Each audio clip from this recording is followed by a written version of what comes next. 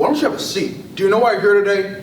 Well, if we look here on this chat log, ballot, we can see here that you're here to judge something called original oratory. What's that?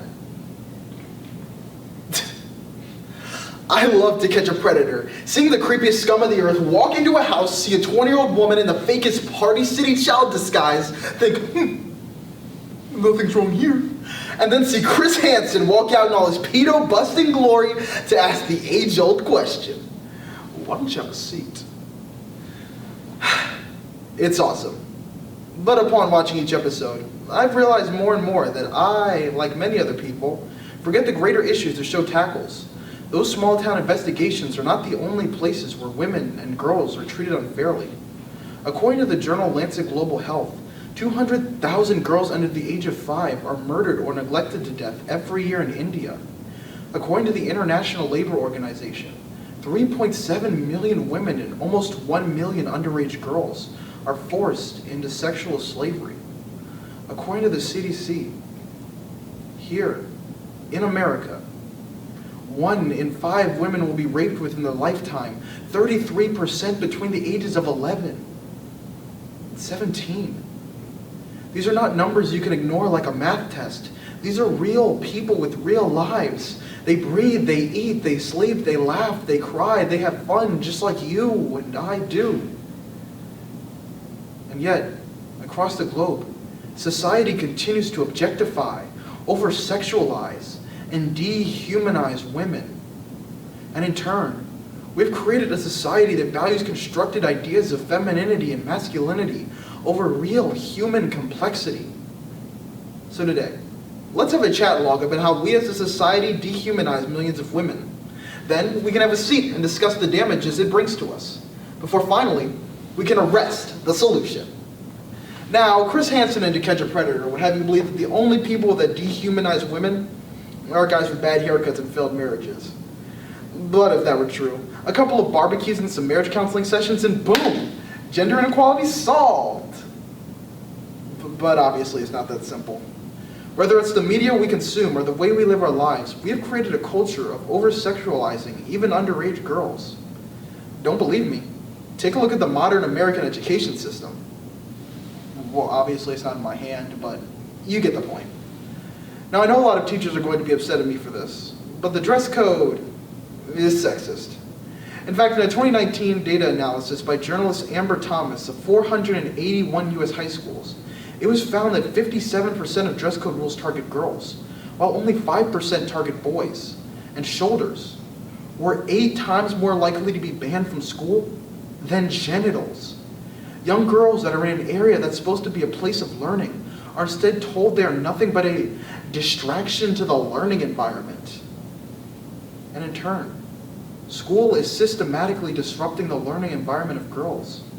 Member of the National Women's Law Center, Caleb Patrick, has expressed, quote, "It is outrageous that girls are losing critical class time simply for what they are wearing.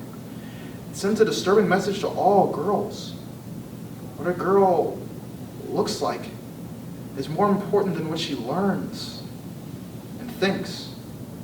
And while school has done all they can to cover up those nasty shoulders, sexual harassment in schools has only risen as years have passed. But school isn't the only place where oppression occurs. In Mexico, 90% of women's murder cases go unpunished. In Saudi Arabia, women's rights activists continue to be imprisoned. And in Europe, only 9 of the 31 countries define rape in terms of lack of consent. The scale and scope of female objectification is not a small local one, but one that permeates the entire world. The world is quick to provide men the tools to succeed, but in turn puts women into a box of their own identity. But this box affects and holds back all of us. Nowhere is this more evident than in the way we value masculinity over femininity.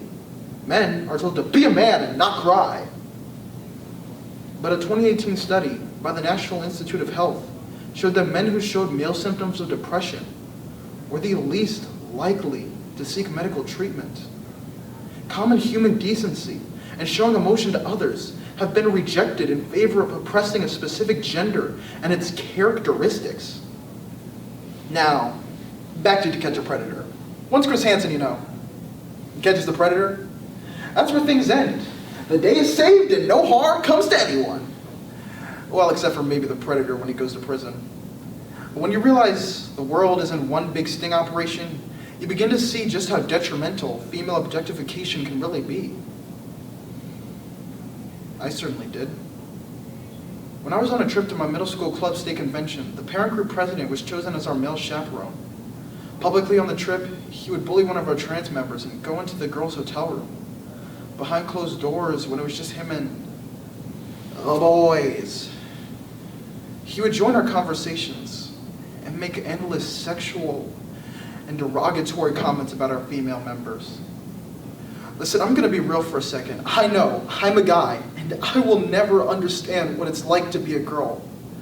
But those words he said were not wrong from a female perspective or a male perspective, but from a human perspective. And the worst part was those words affected us. I began to see my friends around me treat the girls and trans boy on our team worse and worse, and I had a fear stayed silent. Those words didn't stay with the guys. Those words affected the people we interacted with, the people he interacted with, his wife, his son, his stepson, his daughter. But that's the thing, isn't it? A culture of dehumanizing women spreads to people who see it as normalcy. A culture that breeds rape, sexual harassment, child marriage, and setting your wife on fire if she doesn't give you a son is spread on the grounds of being how things have always been done. You and I, we are on the same footing, and we should fight to make sure everyone is treated as such. Well, I hope all of you can say we are done spreading this toxic culture. So what's the solution? Well, to give you a clear-cut answer, there isn't a clear-cut answer.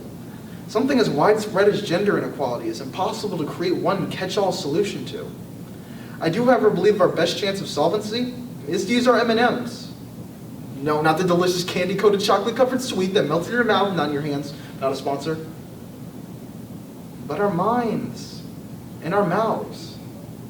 First, we must train our brains to recognize oppression, not just when we see it, but when we say it. Ask yourself, when I say things like, women can't do this, or her speaking voice is too annoying, am I really falling victim to a terrible system? When we engineer our brains to catch sexist behavior, we're able to see the faults in our normalcy and fight against them. But, just like G.I. Joe always said, knowing is half the battle. And so next we must do what we've been doing so wrong for so long. Talk. Not shout or berate, but talk. Have an actual discussion with the others in front of you. Because that other, young, old, man, woman, Democrat or Republican, is a person. The New York Times put 561 US voters in a room and found that, quote, put a group of people with diverse backgrounds in a room, and they're likely to mute their harshest views and grapple more deeply with rebuttals. They become more informed, even more empathetic. But don't stop at talking to your neighbor down the street with questionable posts. Make your voice heard to those in power, because that's where real change can grow.